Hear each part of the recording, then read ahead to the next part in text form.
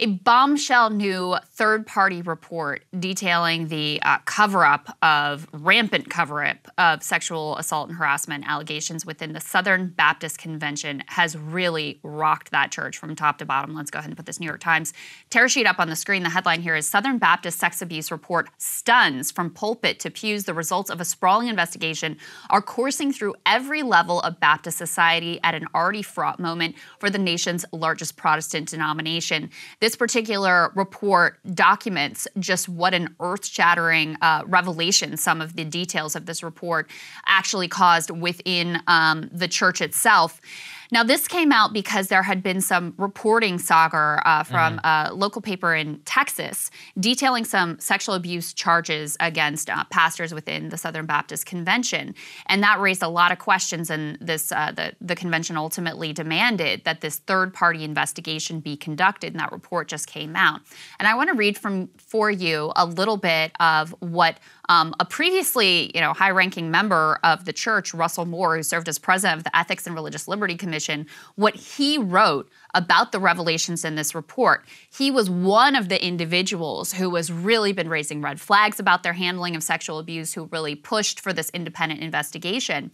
And what he says in terms of the details of what came out, the conclusions of the report are so massive as to almost defy summation. It corroborates and details charges of deception, stonewalling, and intimidation of victims and those calling for reform. It includes written conversations among top executive committee staff and their lawyers that display the sort of inhumanity one could hardly have scripted for villains in a TV crime drama. It documents callous cover-ups by some SBC leaders and credible allegations of sexually predatory behavior by some of the leaders themselves, including former SBC president Johnny Hunt, who was one of the only figures in SBC life who seemed to be respected across all of the typical divides. And then there is the documented mistreatment by the executive committee of a sexual abuse survivor whose own story of her abuse was altered to make it seem that her abuse was a consensual affair, resulting, as the report corroborates, in years of living hell for her. For years, leaders in the executive committee said a database to prevent sexual predators from quietly moving from one church to another to a new set of victims had been thoroughly investigated and found to be legally impossible given Baptist church autonomy. My mouth fell open when I read documented proof in the report that these very people not only knew how to have a database, they already had one. And that was perhaps, Saagar, the most sort of earth-shattering revelation here, was that all the time, people who were advocates who wanted to protect themselves, protect their children within these churches, they were asking the executive committee, can we keep a database of known allegations of people who have been proven to be sexual predators so that we can make sure they're not just getting shuffled among churches? And they kept saying, no, we can't do that. Our lawyers say it's impossible because we have this democratic autonomous structure. Meanwhile, while they are saying this, directly lying to the people who have concerns, they are maintaining their own database that included more than 700 names of people who were credibly accused of sexual assault. So there are a lot of parallels here with the Catholic Church and the cover-up there.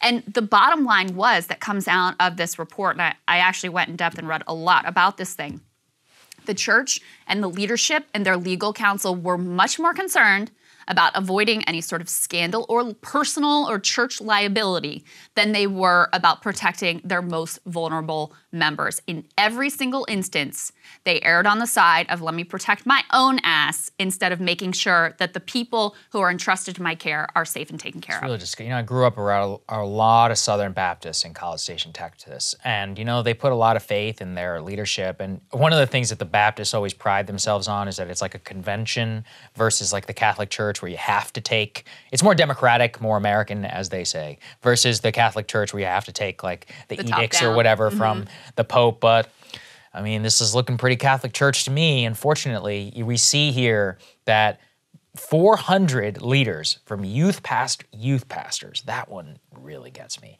to top ministers pleaded guilty or have been convicted of sex crimes against more than 700 victims since 1998. That's really not that long ago. And by the way, the only reason this entire thing happened was because the Houston Chronicle and the San Antonio Express revealed it. They would have kept covering it up if they could have. Oh, yeah. And that's really, really the terrible part. Now, the report being revealed, will it actually change anything? I think the part of the issue is that, in a way, the Catholic Church at least had an easier job if they had wanted to actually clean all this stuff up, because they could legitimately fire people and prevent them from moving. With democratic congregations like this, you don't have as much of control. They can, I think, and again, the Baptists can correct me, but you can decide to leave and go off in a splinter direction. So they have, well, and here's part of what is so controversial is they have expelled churches for seeming to back gay marriage or anything regards to gay relationships. So they've been very, very happy to expel them from the flock. And also anyone who, went in the direction of having women pastors, they're, comfortable expelling them. But then when it came to literal sexual predators of children in certain cases, then that they swept under the rug and had nothing to say about. So they certainly had some tools at their disposal and continue to. Their first move that they've made is they say they're going to now release this list of all the ones who there's sort of provable documented evidence, like you said, the ones who've actually been convicted, for example, or there's documentary evidence proving the charges against them. So you're not just, putting someone's name out there because on relatively meritless accusations. But they're going to publish this list, so at least as a first start. But it's a pretty it's a bombshell report, and I do think it's important to note that the impetus for this report came from within.